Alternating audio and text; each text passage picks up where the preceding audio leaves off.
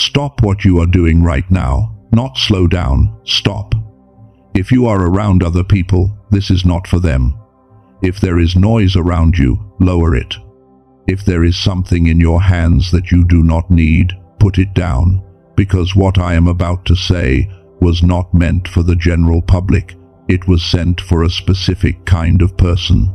And the fact that you are here, watching this, in this exact moment of your life, that is not something I am going to let you write off as a coincidence. Take a breath, a real one, not a shallow one. All the way down into your stomach. Good. Now, I want you to think about your week. Not the highlights, the weight of it, the quiet moments when something felt off and you could not explain why. The times when you almost asked out loud, is anyone even listening? Is anyone even watching this? The silence that came back when you needed an answer. The door that would not open when you needed it to. The plan that fell apart in your hands before you could hold on to it. You called it a hard week, maybe a rough few days, maybe just life being heavy the way life sometimes gets. But what if none of it was random? What if every single thing that happened to you this week, the unease, the unexpected loss, the obstacle that blocked your path, the strange feeling you could not shake, what if all of it was sent? What if God spent 7 days trying to reach you through everything around you, and you did not know how to read what he was saying? I am going to name 7 specific signs, one by one, slowly and clearly. And when I name the one that belongs to you, and I promise you, at least one of them does, you are going to feel something shift in your chest. Something quiet but certain. But before I do, I want to tell you this. Stay with me through this entire video, because the first 4 signs are the ones people sometimes recognize in the moment. But signs 5, 6, and 7, those are the ones that live beneath the surface, the ones no one has ever explained to you. And what I will share at the end, about why you missed all of these signs, and what has been blocking your ability to receive them, that is the part that will make everything else make sense. That is the piece that no one has told you, so do not leave early. Everything you are here for is in this video. Now, the first sign. This one is the most common and the most misunderstood. It is the feeling you could not shake. The one that followed you around this week without permission, the one you kept trying to label and never quite could. You called it anxiety, maybe, or restlessness, or just that low, unnamed weight that settles into you sometimes and does not lift, no matter how busy you stay. Maybe it woke you up in the middle of the night, not from a dream, just from something that felt unresolved. And you lay there in the dark, and the room was quiet, but your insides were not. Maybe it came to you in the middle of a task that should have been simple, and you just stopped mid-motion and stared at nothing, and felt this pull, this sense that something was being asked of you that you could not quite hear. You told yourself it was just the week getting to you. You made tea. You scrolled. You tried to outpace the feeling by keeping yourself moving. But here is what that feeling actually was. Your body was not malfunctioning. It was receiving. Restlessness is one of God's most misunderstood languages. He does not always begin with peace.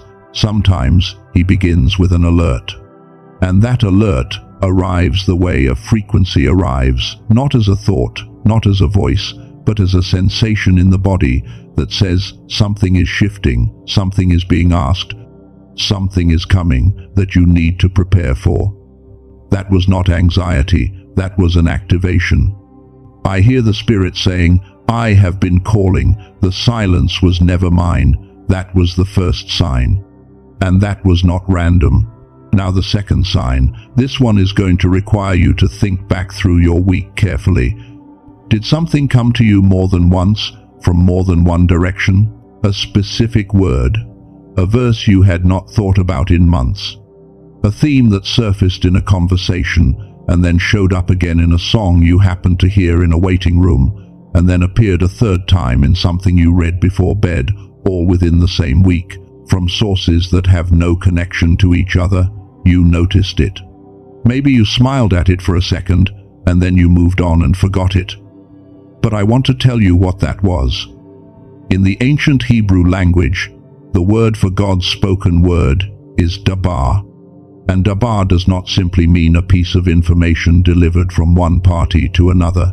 Dabar means a living force, a word that carries within it the power to initiate movement. When God speaks something into your life, He does not say it once and wait for you to catch it. He says it through multiple channels, in multiple forms, until the word lands with enough weight to shift something inside you. If the same message came to you 3 times this week from 3 separate, unconnected sources, that is not the universe having an unusual week. That is dabar. That is a living word finding its way to you through a song and a stranger and a screen because it needed to reach you. And it was going to keep coming until it did. He repeated it because He wanted you to be certain. That was not coincidence. That was not a pattern. That was not something your mind invented. That was the second sign. Now, the third and fourth signs are the ones that hurt. I need to ask you to stay open for the next few minutes, because these 2 signs do not arrive as blessings. They arrive as pain. They arrive as loss. And if you close yourself to the possibility that pain can carry a message, you will miss what God has been trying to say through the hardest parts of your week. The third sign may be the one that sat heaviest in your chest. Someone pulled away, or something you had been counting on, a warmth, a response, a connection simply did not come. There was a silence where there used to be presence, and that silence had a weight to it that surprised you, because you thought you were more okay than you apparently were. You thought you had moved past needing that particular thing, that particular person, that particular form of reassurance, and then it was gone. And the absence told you exactly how much it had been holding you together. I am not going to rush past how much that hurt. I am not going to tell you it did not matter. The ache of something leaving before you were ready that is real. The disorientation of a connection going cold without warning or explanation that is real. And you are allowed to feel it fully. But I need to tell you what was actually happening behind that pain. What felt like rejection was actually redirection. What felt like abandonment was actually protection. What felt like an ending was actually a clearing, a deliberate making of space for something that cannot arrive until what was there before has been moved. God does not remove from the next chapter of your life what He intends to keep in it. When something is taken away without warning, without the resolution you deserved, without what felt like a fair goodbye, it is not a sign that you are unloved. It is a sign that you are being prepared. And preparation does not always feel gentle. Sometimes it feels like loss. The third sign was sent with love, even though it arrived with pain. And the fourth sign arrived as an obstacle, a plan that collapsed, a door that refused to open, no matter how many times you pushed on it. A forward motion that stopped suddenly, completely, as if something invisible stepped directly into your path and said, "Not yet." Where did you feel that in your body? The chest, maybe. That particular heaviness that settles in when effort stops producing results, when you have done everything you know how to do and nothing has moved. Or maybe the shoulders, that specific tightening that says you are carrying weight that has nowhere to go. Here is what I need you to understand about that obstacle. Moses stood at the edge of the Red Sea with an army closing in behind him and water stretching out in front of him as far as he could see, and every single logical option had been closed off, and there was nothing left to do. And it was only in that moment, the maximum point of blockage, the place where all human strategy had run out, that the maximum miracle happened. The water did not move until there was nowhere else to go. Your obstacle this week was not placed there to stop you. It was placed there to position you exactly where the miracle needs you to be standing. That was the fourth sign. 4 signs, all within the same 7 days, the restlessness that would not leave you alone. The message that repeated itself from 3 directions. The relationship or connection that pulled away and left space behind it. The obstacle that blocked the path and refused to move. You called all of it a hard week, but God called it a message. And here is what I have not told you yet. The next three signs, 5, 6, and 7, are different from these first four. They are quieter. They live beneath the surface.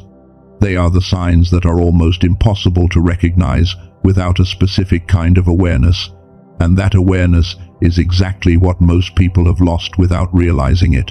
There are 3 more signs waiting for you, and what I will reveal about why you could not hear any of these, that is the part that changes everything. I will see you there. 4 signs in 7 days. Restlessness that would not explain itself. A message that arrived from 3 separate directions. Something that was taken away before you were ready. A plan that stopped moving without warning. If any part of you recognize those, stay close. Because what comes next, signs 5, 6, and 7, these are the ones that go deepest. And what I am going to show you after I name them will explain something about your life that you may have never had language for before now. The 5th sign arrived at night, not during the day, when you could have analyzed it and talked yourself out of it. At night, in your sleep, or just outside of it. Did you have dreams this week that felt unusually vivid? Not the scattered, nonsensical kind that dissolve the moment you open your eyes. I mean the kind that felt textured, real, in a way that regular dreams do not feel real. Dreams where you were searching for something, or standing somewhere familiar that kept shifting just slightly, or where you encountered someone and woke up with a specific feeling that stayed with you for hours after, not the memory of the dream exactly, but the feeling of it, sitting in your chest like something unfinished. Or maybe it was not the dreams themselves, but the sleep around them, waking at the same hour for several nights in a row, not from noise, not from discomfort, just from something that felt unresolved, as if a part of you was being called into awareness while the rest of the world was quiet. You told yourself you were just not sleeping well, that it was stress, caffeine, a busy mind. But I want to offer you a different possibility. In Scripture, the hours of night were some of the most active hours of divine communication. Jacob wrestled with the divine presence until morning. Joseph's entire destiny was carried in the imagery of dreams. Solomon received wisdom not in the temple, in broad daylight, surrounded by people, but in the quiet hours, when the world had gone still and there was nothing between him and what was being said. Your nights this week were not broken, they were occupied. The 5th sign was written in your sleep, and in the strange quiet of the hours when everything else went silent. Now, the 6th sign. This one might be the one you feel guilty about, because the 6th sign does not look like a blessing, it looks like a flaw. Did you notice this week that your tolerance for certain things changed? That conversations you used to be able to sit inside without effort suddenly felt exhausting in a way they did not before. That environments you used to move through without a second thought started feeling loud or heavy or just wrong in a way you could not fully explain. That the noise that used to be background has started feeling like interference, and maybe, beneath all of that, a quiet but persistent guilt, because you are not the person you used to be in certain spaces. You are less available, less patient with certain conversations, less willing to give your energy to things that used to feel normal. And some part of you keeps asking, what is wrong with me? Nothing is wrong with you. What is happening is that your sensitivity is increasing, your discernment is sharpening.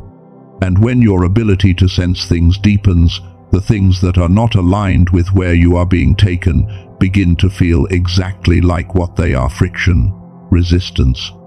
A frequency that no longer matches yours. You are allowed to outgrow environments that no longer fit what is forming inside you. You are allowed to protect what God is building in the quiet. You are allowed to be less available than you used to be, because what you are becoming requires a kind of focus that not everyone around you will understand. And you do not owe anyone an explanation for a growth they cannot see yet. That was not a flaw. That was the 6th sign. God was recalibrating your spiritual sensitivity, and the friction you felt was simply the evidence of how much more attuned you are becoming. And the 7th sign. This one is the quietest, which is why it is the most important.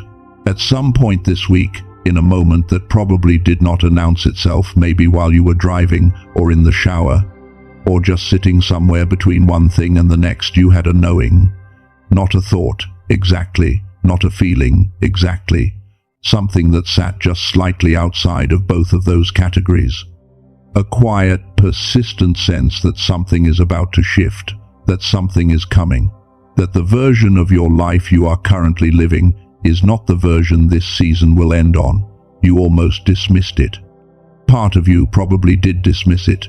You told yourself it was wishful thinking or hope trying to dress itself up as certainty. But I want you to hear this. That kind of knowing is not the same as wishing.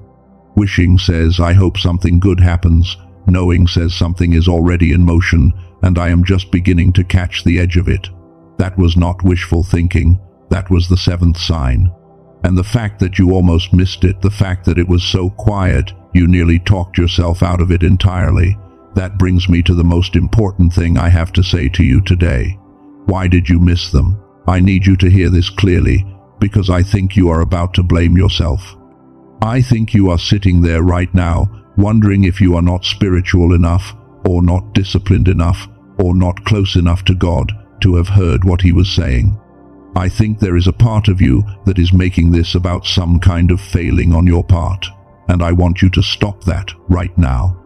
Because that is not what this is. Here is the truth. Scientists at Harvard, MIT, and Stanford have spent decades studying a specific brainwave frequency called gamma. And what they have found is that gamma is not just a frequency associated with high performance or focus. It is the frequency associated with intuition, with pattern recognition, with that sudden flash of clarity, the eureka moment, the unexpected knowing, the sense of connection to something larger than the immediate situation. Researchers describe gamma as the state the brain enters during what many people across different traditions have called moments of divine insight. It is the frequency at which your mind becomes most open, most receptive, most capable of catching signals that exist outside the noise of ordinary thinking. And here is what almost no one tells you. This frequency begins to decline from the time you are about 7 years old. The chronic stress of modern life, the constant noise, the relentless digital input, the pressure of just keeping up all of it systematically suppresses the very brainwave that makes spiritual reception possible. Not because you are weak, not because you are faithless, because the world you were handed is extraordinarily loud, and that loudness has a measurable effect on your brain's ability to receive. You were not failing to hear God. Your receiver was suppressed. You were not spiritually numb. Your signal was jammed. You were not missing the signs because they were not being sent. You were missing them because the frequency you need to receive them had been slowly, quietly turned down by everything modern life threw at you, and no one told you that was happening. I hear the Father saying, I did not send the signs because you were failing. I sent them because you are ready. The problem was never the transmission. The problem was the reception. And reception can be restored. You are not someone who missed God's signals. You are someone whose receiving capacity has been suppressed by everything the world threw at you, and who is finally being shown why. That is not a shame. That is a diagnosis, and a diagnosis is always the beginning of restoration. So, here is what I want to give you. A simple practice. I call it the signal audit. You do not need to move. You do not need anything around you. This is entirely internal. I want you to think back through your week, not with regret, not with frustration at what you missed, with the eyes of someone who now knows what they were looking at. Go back to the restlessness first. Where did you feel it in your body? Remember the specific physical sensation of it. Now, in your mind, place your hand over that spot, not physically, just in your imagination, and say this, silently or out loud. That was a signal. I receive it now. Go to the repeated message. Whatever word, theme, or idea kept returning to you this week, let it come back right now. Let it land fully, without analysis, without needing to understand everything it means. Just let it settle. Go to the loss, the obstacle, whatever was taken, whatever was blocked. In your mind, step back from it slightly, not away from the pain, but back far enough to see the shape of it, and ask one question: what space did this create? Now hold all 7 signs at once, not as burdens, not as questions you have to answer, but as evidence. Evidence that you were not forgotten. Evidence that the week you just lived through was not abandoned chaos. It was a week full of a voice that was speaking, clearly and consistently, to someone it had not given up on. That is you. That has always been you. Now, I want to say something about the receiving channel itself, because I believe that understanding why it gets suppressed and how to restore it is one of the most important things a chosen one can know in this season. Dr. Robert Lake is a neuroscientist who spent 34 years studying the gamma frequency, the receiving frequency we just talked about, and working alongside research from Princeton, Harvard, and Stanford. He developed a 7-minute audio technology specifically engineered to re-enter the gamma state. Not through years of meditation practice, not through equipment that costs thousands of dollars. 7 minutes with headphones in the quiet. It is called the Genius Song. And I want to be clear about how I think about this, because I do not present things lightly to this community. This is not a product.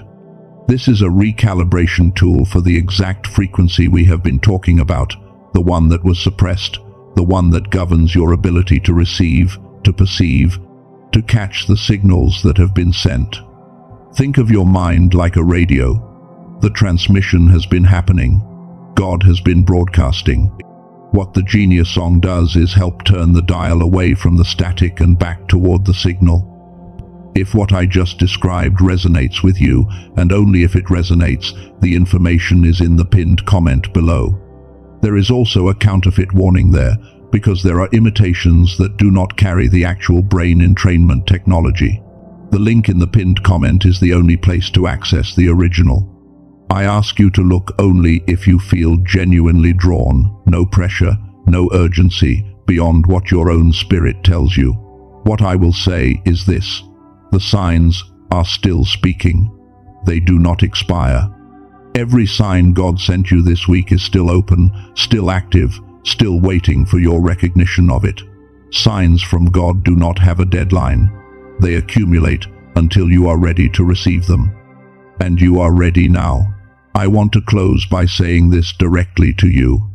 The fact that you made it through this week is not small. The fact that you carried the restlessness without being destroyed by it, that you absorbed the loss without completely closing off, that you sat with the obstacle without permanently giving up, that is not weakness enduring. That is strength in formation. You are not someone who missed God. You are someone God refused to stop reaching. You are not someone whose signals are permanently broken.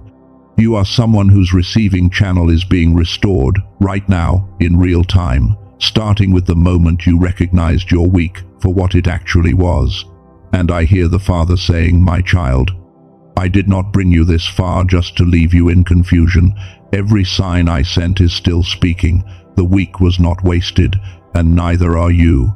Walk forward knowing that you are seen, you are known, and you are being pursued, not by chance, not by coincidence, but with precision and with love and with a purpose that has not changed and will not change. That calling over your life is still in effect. Walk in it." If someone came to mind while you were watching this, someone who has been having a hard week and does not know how to read what is happening to them, share this with them. You might be the sign they were supposed to receive today. I will see you in the next one.